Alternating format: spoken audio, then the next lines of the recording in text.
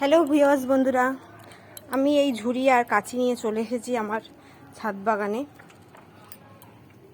কি করতে তা এখনই বুঝে যাবে। জল হয়ে গেছে বাবা।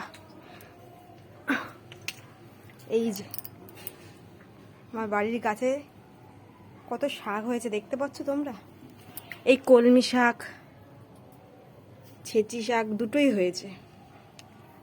এটা কিছুই না, আমি কিছুই করিনি, শুধু বাজার থেকে কিনে আনা শাকের বাছা যে ডালগুলো, সেই ডালগুলোকে ক্যারেটের মধ্যে ফেলে দিয়েছিলাম, আর সেখান থেকেই এত সুন্দর শাক হয়েছে দেখতে পাচ্ছ তো।